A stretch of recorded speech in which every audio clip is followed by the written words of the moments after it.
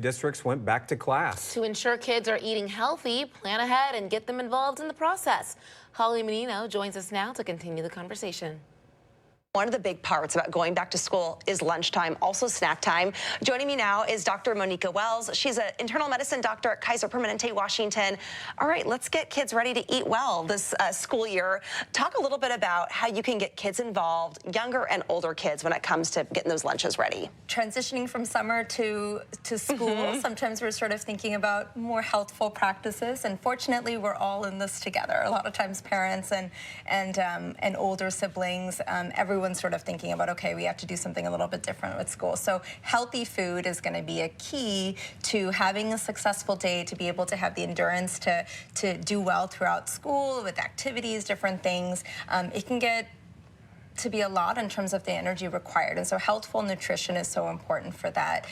Involving your kids in the process can be a real key to being successful. So take your child or teen with you grocery shopping.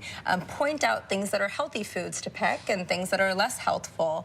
Try to reframe or rebrand if you can to, you can pick any fruit that you want, and it's a healthy fruit treat that we can add. And so they can have some choice, and it might be a little bit more creative than you might be used to, and that's okay.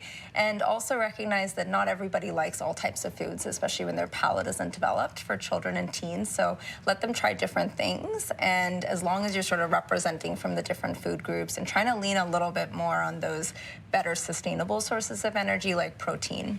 What about when your kiddo only wants the same thing for lunch every single day? That definitely happens, and it's very common. So very, very common for children, sometimes of all ages, to sort of have a phase where one thing is very delightful to them. A couple keys there.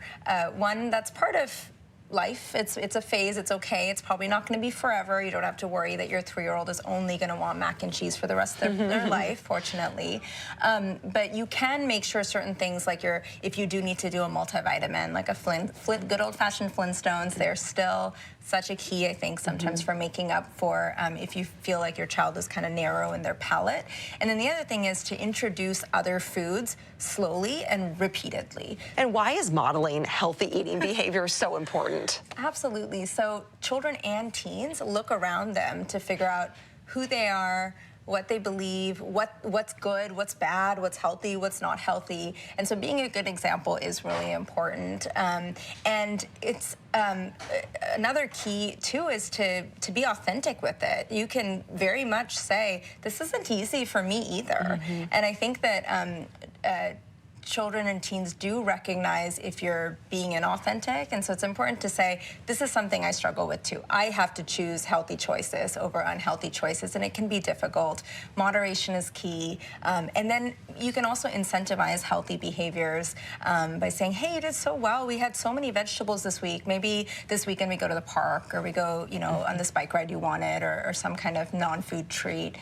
So it's okay to incentivize things too in a healthy way. And quick and convenient can also be healthy too, with like carrot sticks and cucumbers and all that kind of stuff. Dippers. Yeah, dippers. I like that. Okay, Dr. Monica Wells, thank you so much.